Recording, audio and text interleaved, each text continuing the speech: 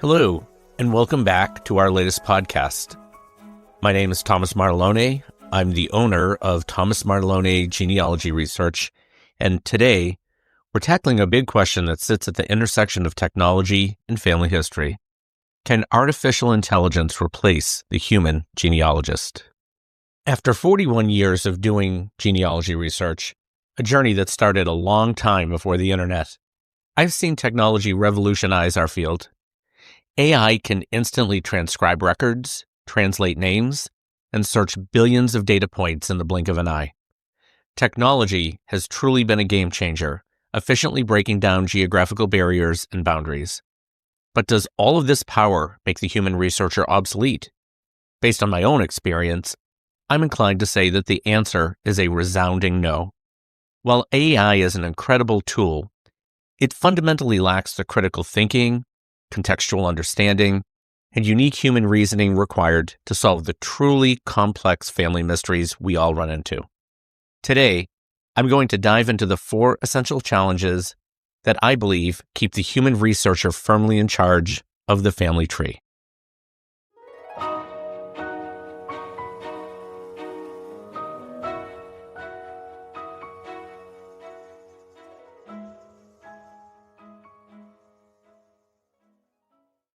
One of the first areas I'm going to talk about in this podcast is dealing with imperfect records. The major challenge is ambiguity. AI excels at reading clear, standardized text. The problem is, historical records are anything but standardized, and you are probably well aware of this if you've done any recent research. Genealogy is a constant battle against human error. Misspelled names, incorrect ages, vague birth locations, and most commonly, sloppy handwriting. AI struggles here in ways a human does not.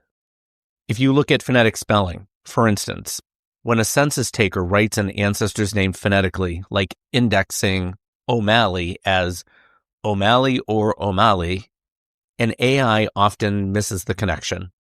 A human knows how names sound and can intuitively search those phonetic variations in regional dialects. Another area that's problematic are ages and dates. A computer can pull the age 45 from a record, but a human genealogist instantly recognizes that if this individual was listed as 40 in the census 5 years earlier, one of those ages is incorrect. The human uses context and reasoning to determine which record is more likely accurate, a skill that AI does not possess. The next thing is transcribing cursive. While modern OCR, or optical character recognition, has improved dramatically, reading records that are faded or have sloppy 19th century cursive still requires human judgment and years of familiarity with antiquated scripts. I recently ran into this limitation myself. I was excited to try an AI tool to clean up a document I had from the 1700s that had some bleed through. I purposely picked a document that wasn't the worst one I had found, thinking if the AI did a good job on an easier one, I would try some others. I excitedly uploaded the file and I waited for the new, improved document. Imagine my disappointment. When the AI cleaned up the version and it came back to me, almost all of the words were illegible. In fact, in its attempt to make the text cleaner, the AI actually made the writing nonsensical. It was a clear demonstration that even the best digital tools cannot replace the simple human ability to read old script and account for ink bleed and fading.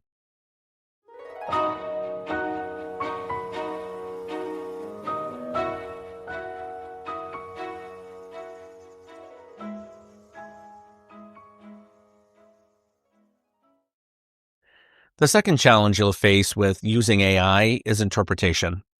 AI tells you what the record says, but a human tells you why it matters. Genealogy is really historical sleuthing, It's not just data entry. A computer can identify that an ancestor lived in a specific town in 1890, but it cannot understand the context of their life there. So when you're thinking about historical events, did they move because a local factory closed or because a war started? Was their town devastated by a fire that destroyed all local records? Only a human researcher can connect the dots between family records and broader historical context. In regards to cultural clues, this is especially true in Italian research. Italian vital records often list witnesses at a marriage. AI sees two random names, but a human genealogist knows to investigate those witnesses immediately, as they were often siblings, cousins, or close friends, providing key leads to new family branches.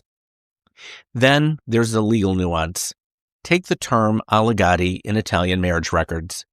AI can identify the term, but a human knows the immense genealogical value these attached bundles hold, often containing birth and death certificates of the parents. And a human knows exactly where to look for them physically. Something AI cannot do.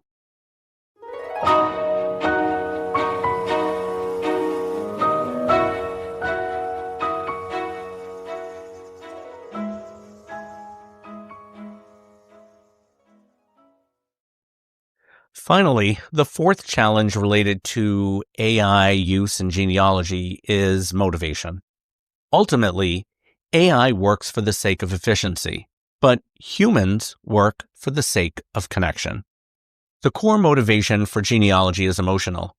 It's the desire to connect with and honor one's heritage. The human genealogist acts as the interpreter, the storyteller, and the curator of the family legacy. We take disparate facts and we weave them into meaningful narrative. AI is a fantastic assistance for data aggregation, but the ultimate judgment, the complex interpretation of flawed evidence, and the passionate quest for the rest of the story remains uniquely human. The future of genealogy is not AI or the human. It is AI with the human.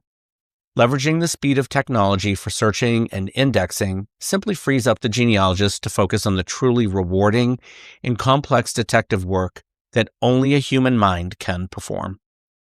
As I wrap up today's podcast, I hope I've prompted some thinking about AI and the intersection between how that tool can work with and for you in doing your own genealogy research.